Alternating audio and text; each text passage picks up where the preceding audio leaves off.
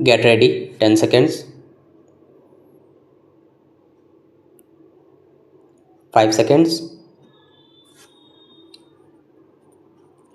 start. Sir, yesterday I was making a point that so far as the present bill is concerned, it tries to make the nomination a simpler procedure than what was obtaining under the old act.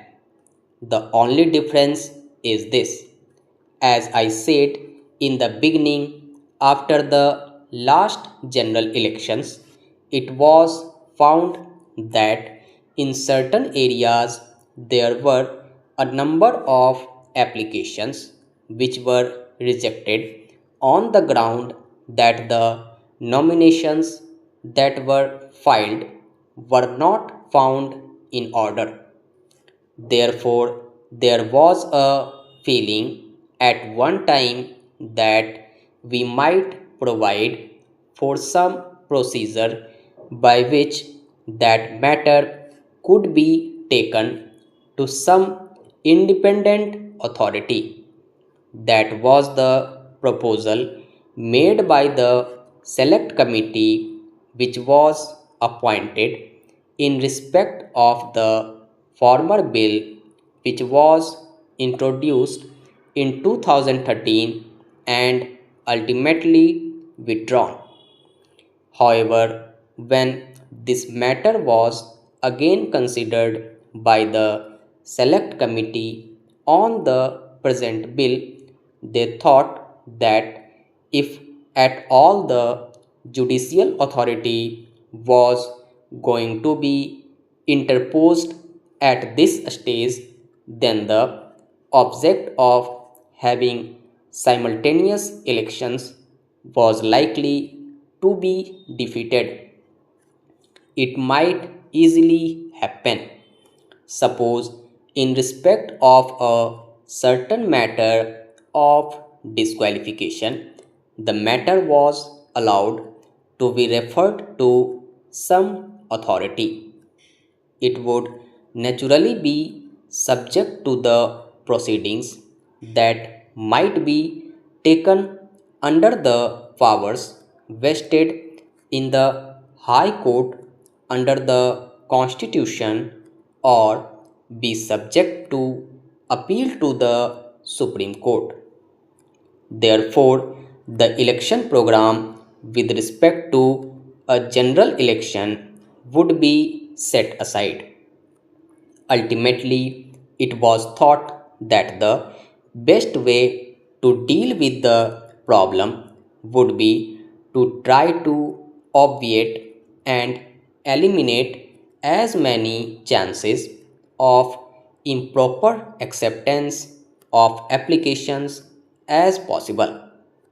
Honorable members will find that the question of nomination for candidates is now made very simple and there is practically no chance of any nomination paper being rejected because it has been laid down in the act itself that the returning officer shall correct if there is a mistake with respect to the number or some such technical mistake. As I said yesterday, we have removed the restriction as to the number to which one voter may subscribe, but the only thing that is now required is that there should be somebody to propose the name of certain other persons. There was also a proposal by some honorable members of this house that we might do away with that proposal also. Then the next question is with respect to his being disqualified on the ground that he was interested in government contracts or he was a convicted person and so many other things. In that connection, it was found that this was not a matter which could be summarily disposed of, and ultimately it has to be left in spite of all that is said and done to the election objection which may take place. But I am sure that a man who wants to stand as a candidate to the legislative assembly of a state or to the house of the people will naturally think twice before he applies. So, that is the scheme so far as nominations are concerned under this Act.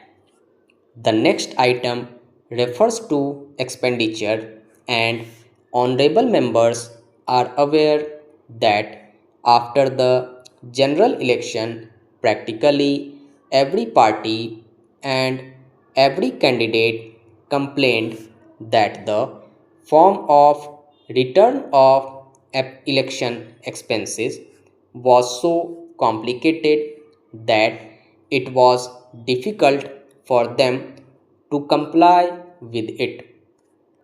In the first place, there were some overlapping items or categories. Naturally, when a man stood for election, it was found very difficult for him to find out whether the expenditure was on account of the clerk's messengers, this thing or that thing. It was therefore found necessary that the complicated form of returns should not be there. What is now required is that the man should only keep an account of what he is spending, and there should be some ceiling on the expenditure to be incurred, because if there is no liability to keep an account, naturally the question of fixing a ceiling would be meaningless.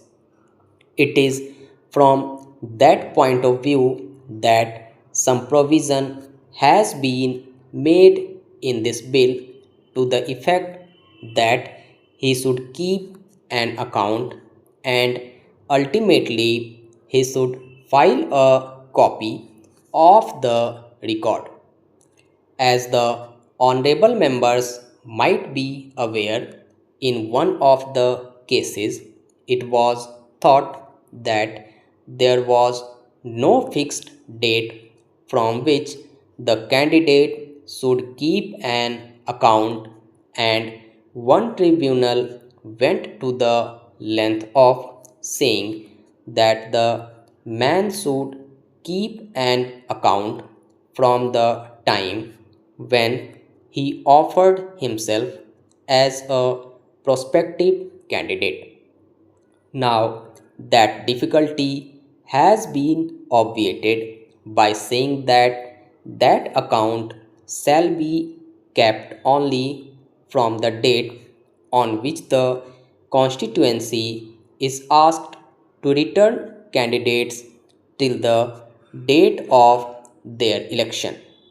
Then, sir, another important item was with respect to the program of election. One thing that I would like to point out is that formerly the program was rather considered to be too long, and now it has been cut down.